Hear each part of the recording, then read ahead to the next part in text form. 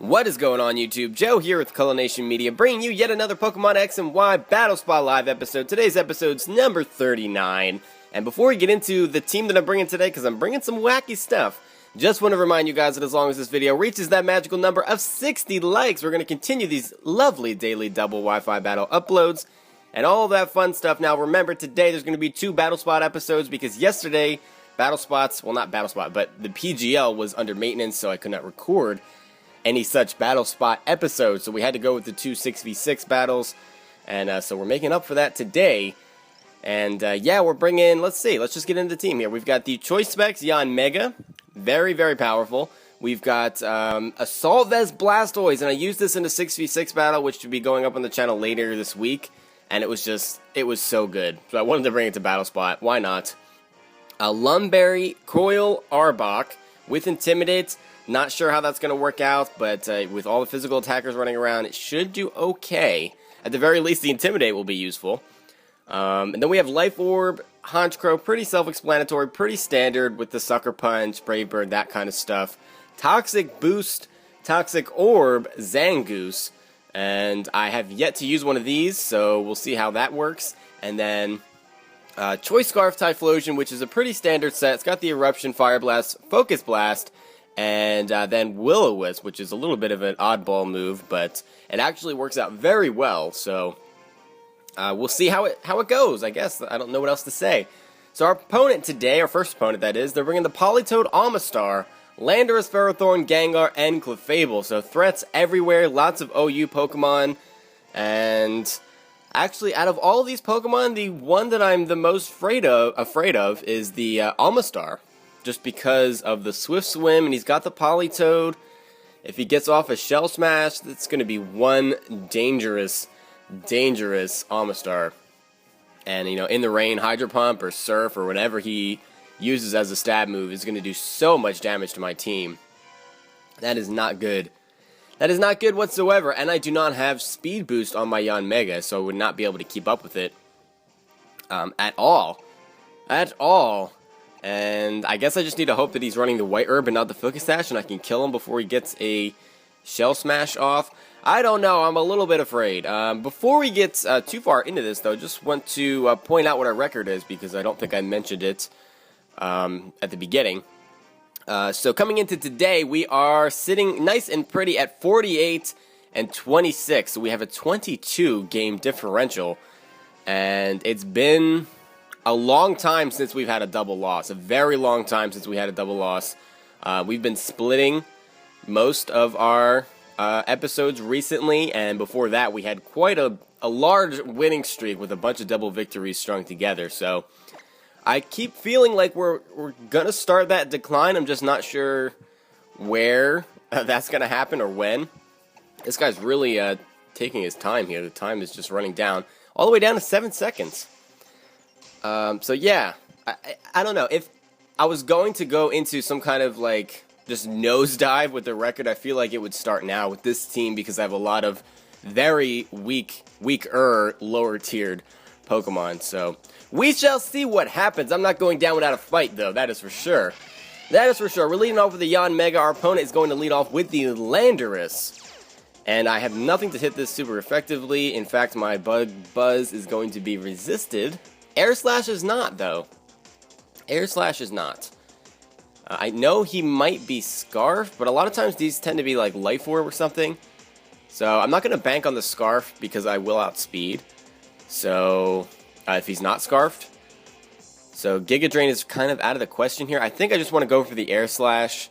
And, you know, it's Stab. I am Spec, so it's going to do a lot of damage to this thing. It should do over 50%. And I don't think he can KO me with anything. Oh, maybe Stone Edge. We'll see. Oh, no. He flinches and cannot move. So we're actually going to get a kill on this thing unless he wants to switch out for some reason and preserve this thing, which is also entirely possible. I don't know what he has on his team that wants to take an Air Slash. Oh, well, I guess we're never going to find out because he DC'd after the first turn. He flinches once. He flinches once and he DC's. Okay. Alright, I see how it is. Your legendary Pokemon flinched. I'm so sorry to hear that. I really think that he had the advantage in that battle, too. Even with the flinch, That was a bit unfortunate, I will admit that. That was hacksy, and I'm sorry about that. But, I mean, come on. Come on, my team is... Look at that! If you can't beat that with what you had, I mean, I'm sorry. That's just... I don't know. I'm getting a little salty here. I'm gonna tone it back, bring it back down a little bit. And let's just get into the next battle. So we wasted a few minutes there on that, and this team is very scary. Wow. Very, very scary. The OU Pokemon are everywhere. Charizard, I don't know which Mega that's going to be. I really don't. Infernape, Dragonite, Latios, Scizor, and Gyarados, which could also potentially be Mega. But Gyarados also functions very well as a non-Mega. So, I don't really know. I don't even know where to begin on this one. I really don't. I don't have anything for Gyarados at all, unless he's Mega. If he Mega evolves, I could, you know, just hit him with something, because he has more weaknesses as a Dark type. Or just more common weaknesses. You know, he's weak to fighting, he's weak to bug, that kind of stuff. But let's see what happens here. Hopefully no more DCs. I was really worried that it was going to be an internet issue on my end, but nope, that is not the case. Alright, so we got Charizard starting out here against Arbok, going to get the Intimidate off, so if this thing is Charizard X, I'm going to be in a good position. Very good position, although he still might be able to KO me with an Earthquake. I don't know. I really don't know at this point. I could go for the Coil and, you know, predict that he's going to be Charizard X. See, why would he be Charizard Y? Why would he be Charizard Y if he's got Gyarados and Scizor? Unless he just doesn't bring them to this battle. That could potentially be what he does. I'm really feeling the Charizard X, though. I really am. That fits in well with his team. So, maybe I should just stay in. And... because if he's Charizard Y, though, I'm just going to stay in. But if he's Charizard Y, which he is, he's just going to hit me with a Flamethrower or a Fire Blast, and that's just going to kill me in one hit, because my special defense is absolute poop. Absolute poop, I'm telling you. Could not be more poop if it tried. Actually, it could. It could be more poop. Minimal poop. I don't know what I'm saying. There's a Fire Blast. Arbok is dead.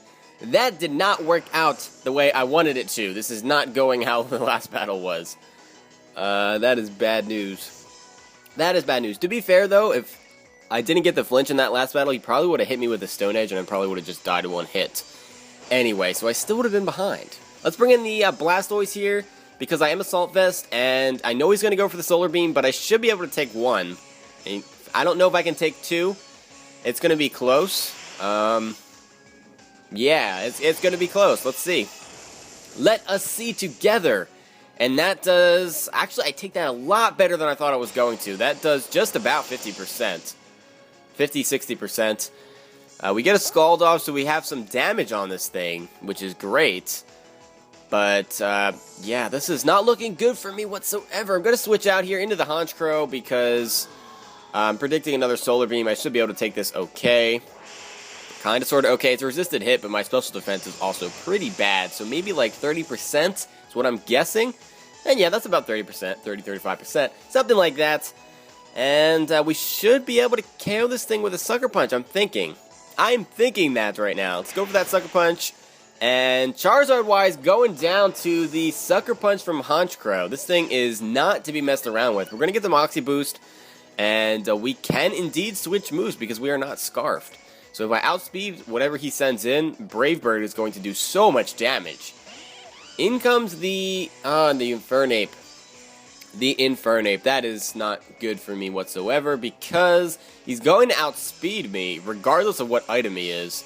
Doesn't even matter. If he's Scarfed, Banded, Life Orb, Focus Sash, he's going to outspeed regardless. He can hit me up with a Fire-type move because the sun is out. So we're just going to go for the Sucker Punch and deal as much damage as possible. And that does like 80%. Just about 75-80% as a resisted hit. He's going to hit me up with a Close Combat, which will lower his defenses, but that's going to be the game.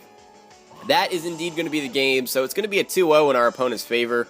The Sunlight is going to fade, but that really means Jack Diddley, because Blastoise is going to come in and get outsped and destroyed by either a Banded Close Combat, or I'm not sure what item he is. I didn't see a Life Orb. He could have been Focused Sash for all I know. But he goes for the close combat again, so maybe he is choiced in some manner. I don't know. Maybe he didn't have the Thunder Punch. Not that it matters, because Blastoise goes down, and that is going to be a loss for us. So that brings our record to 48-27. And that is not how I wanted to start this episode off. That was not what I was looking at. Yeah, that's just not what I was... I don't know where I was going with that, but I'm not happy with that at all. Not happy! Hopefully we can get a win in today's second battle. That would be absolutely fantastic. This team is...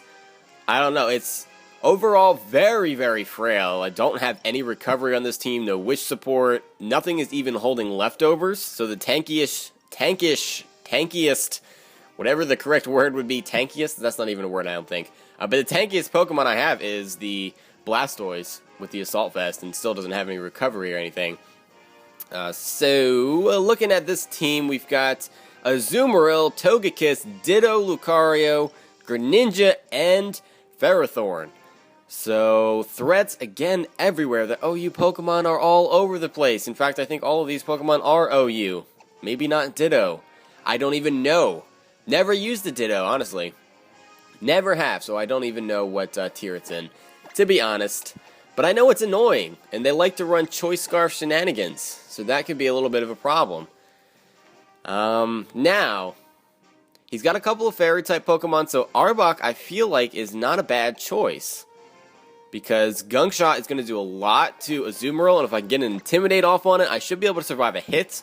His Play Rough is going to be resisted, and I will outspeed if he wants to go for the Waterfall, so if I can get a Coil off, and then hit him up with a Gunk Shot, that'll be a dead Azumarill.